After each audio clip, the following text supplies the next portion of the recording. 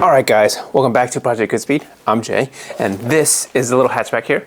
And on today's video, we're going to be doing something pretty cool, I think. We're going to be replacing the headliner on the little hatchback here. So let's get started. Now, I'll try to show you guys some footage here of what I'm working with here. Now, it's not the worst looking. Oh, great, more yard work. Everybody's always busy on a weekend. Now, I've owned the little hatchback here for over 10 years, and I never really was focused on building the little hatchback too much, although I am a car guy, so I do love tinkering with this kind of stuff. But for the first couple of years, I just needed this thing to get me from point A to point B, and it was the only thing I could afford. So the headliner was actually never cleaned. You know, I didn't worry about it. It's like I'm pretty tall, so I'm not looking up, I'm looking down. And I never really focused too much on that. And then I deep cleaned the entire Civic, and then I realized, hey, you know, this is the first time I think I've actually cleaned that part. But when I cleaned it, it looked a lot better than it did before. That being said, there are some noticeable areas that are pretty bad. So let me show you guys. Now, I've actually already removed it, and we can see it here. Like I said, it doesn't look that bad. There are a few troubled areas, you know, like this part here. And then, of course, that is where the trunk area goes, and that's where all the stuff would most likely hit it, right? Now, I'm aware that people tuning in might not just be focused on the little hatchback, right? You might just need to replace a headliner like this, and things do get pretty bad. I know my little Ford Ranger had a headliner that was just falling apart. Like the fabric was falling apart from the cushion layer, but the cushion was still adhering, and then certain areas it was also falling apart. So it can get pretty bad. For me particularly though, the reason I want to change it is because of the color scheme. I'm not a fan of the bottom part of the Civic. Pretty much everything at eye level is dark black and leather, and everything above is like grayed, like plastic, and it's annoying. After I bought my Corolla hatchback, I noticed that, you know, that interior vibe was just black all the way around. Like the dashboard was black, the pillars were black, and the headliner was black. According to my options on Amazon, I had 3 total options. I can get Alcantara, I can get vinyl, or I can get mesh. And all 3 of those buying from Amazon were kind of skeptical, to be honest. Amazon does not have the best choices when it comes to stuff like that. And even more annoying was the shipping. You know, I could have gotten a great product, but if it's shipped badly, it just ruins the whole thing. Part of the reason I didn't want to get, you know, Alcantara is because I don't like the pattern it leaves behind. It would really bother me. I like things to match. Another reason I didn't want to buy an Amazon product that was like supposed to be that kind of matte look is because I couldn't trust it to be like this. This is a material that's OEM Toyota here from my little Corolla hatchback, and it's pretty decent quality. You can see it's not like coming apart or falling off. Let me show you guys what I get from Amazon. Look at this shit. This is how well the fabric from Amazon has lasted in my custom trunk flooring for the hatchback that I built. Made it out of wood, and it's held pretty sturdy, but this fabric has just ruined it. Like does not look that great, and it just comes off. Look at this. So this is why I was very skeptical on buying stuff from Amazon. But let me show you guys what I did end up with. And my neighbors are going ham. But look, this is the vinyl wrap. We're gonna go ahead and unbox it and just let it breathe for a week. Hopefully there's no wrinkles that won't come out later on. All right. Oh shit. Oh, don't wanna do that. Thought it'd be longer. Okay. Okay, that doesn't bode well for the corners there. Wrinkled. Oh yeah. But the middle looks like it might be decent. So this is the mesh, and it is gray because I changed my mind. No, I'm just kidding.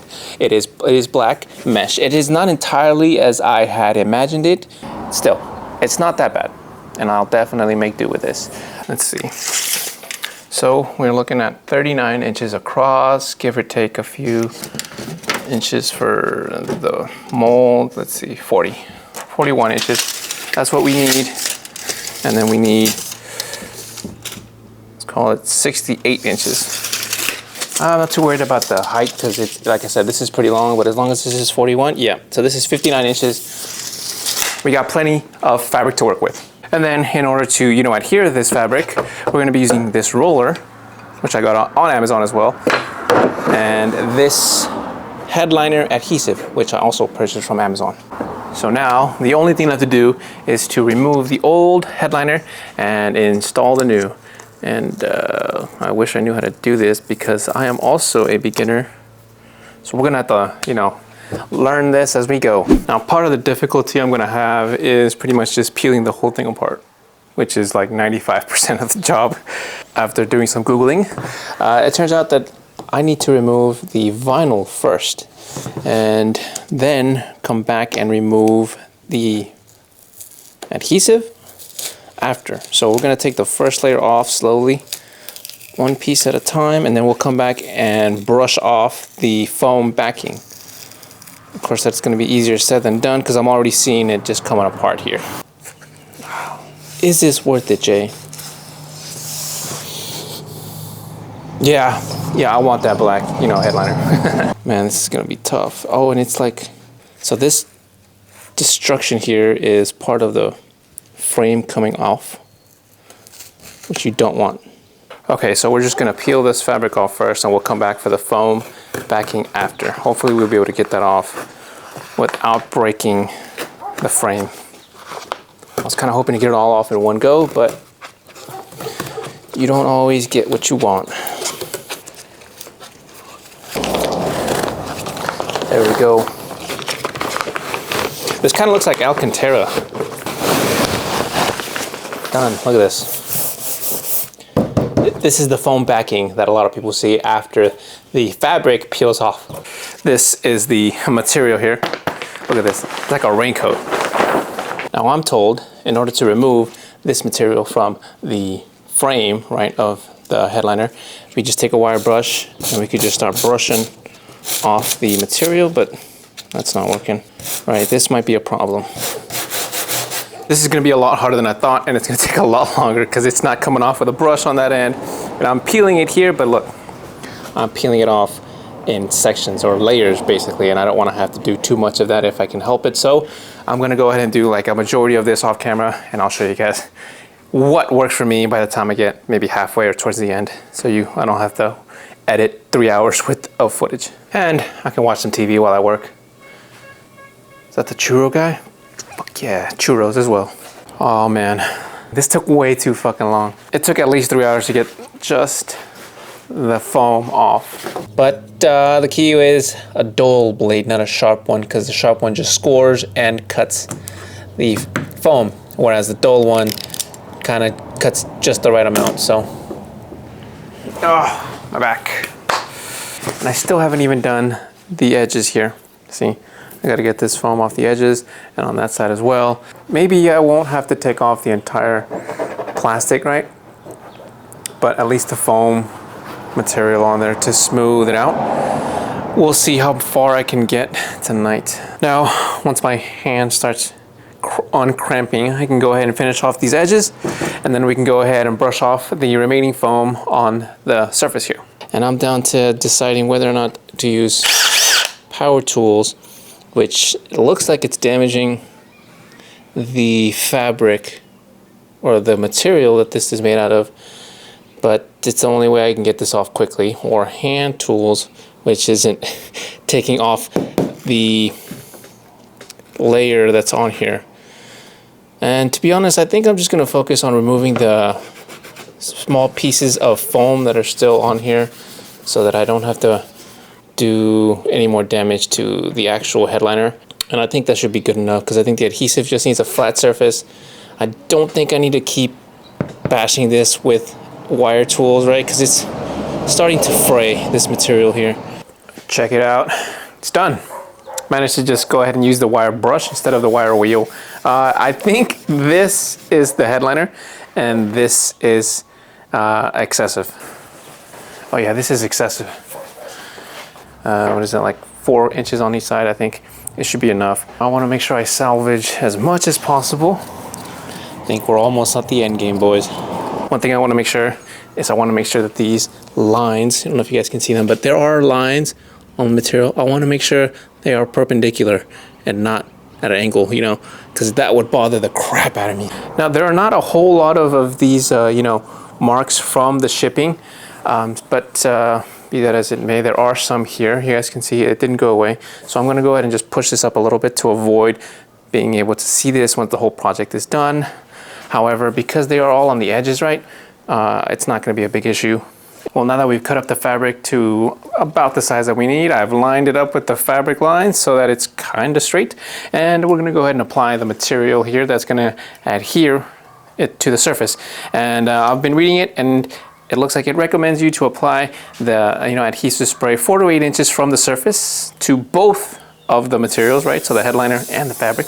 And it also recommends you to overlap the pattern, so vertical and horizontals.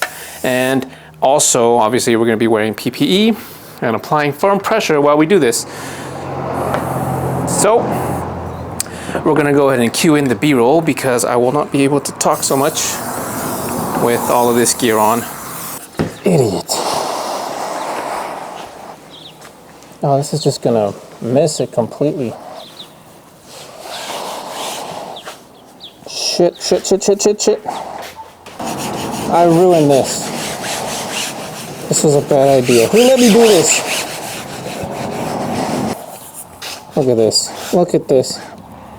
Look at this kink here. Oh, come on. You know, it's always the very first part that ruins it.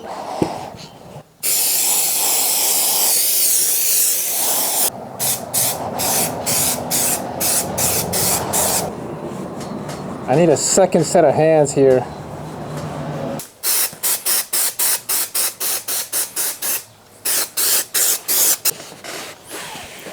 Higher? Okay.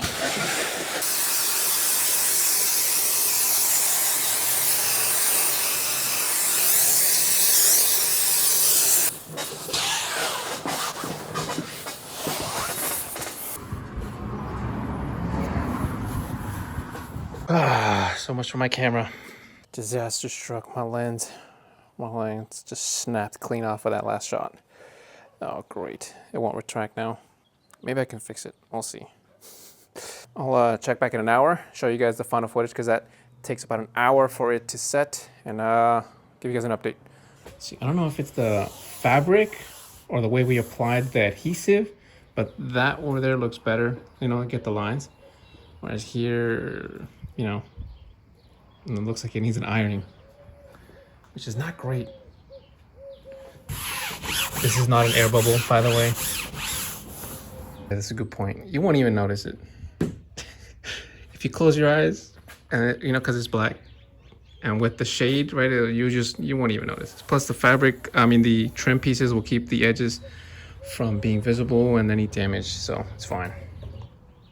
Fucking hate that pigeon. No, come on. I knew I put glue here. Gotta get some way to get this glue to stick. It's very annoying because I also put some on the edges here, but they will not, glue down. I don't know what the hell is the matter with this. We'll check back again later.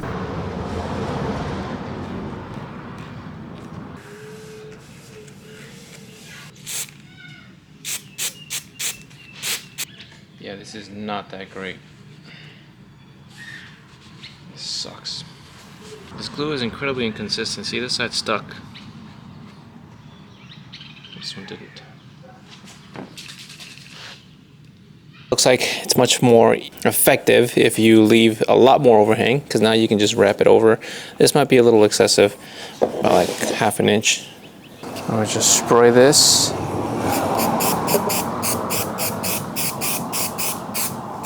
Now I just gotta do, the rest of the whole section, but you guys get the idea.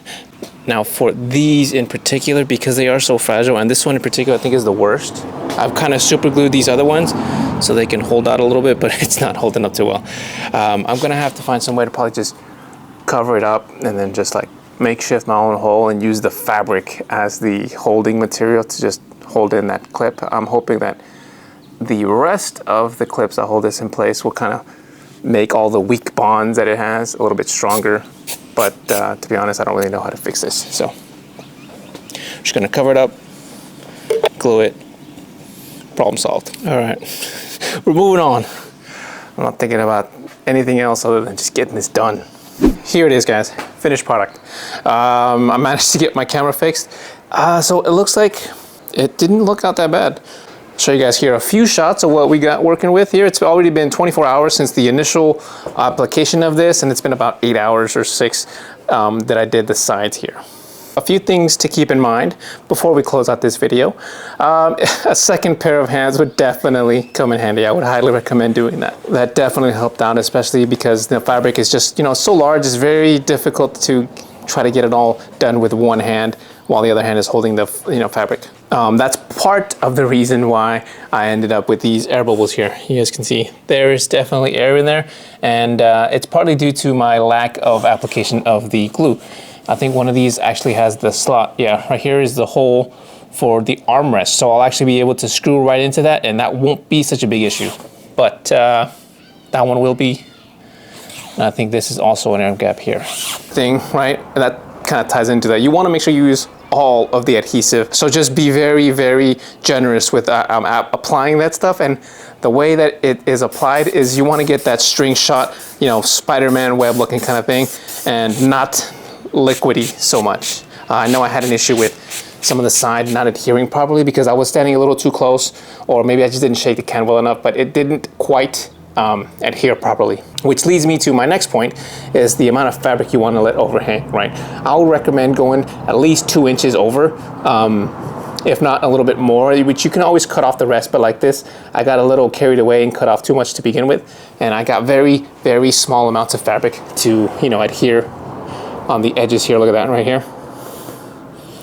Very small amounts here. It made it very difficult to glue this down properly. Whereas on this side over here, you guys can see it is a lot more generous and a lot easier to work with. The last thing I'll have to do is find my exact knife to kind of cut out slots for the holes here where the clips are going to keep the headliner in place. And also the map light. And then there are 2 black pins that I'm going to have to find somewhere around here. It's just gonna look so great when I finally get the chance to install it and get a blacked out interior finally going. So that's gonna be it for this video, guys. Until next time, take care and good speed.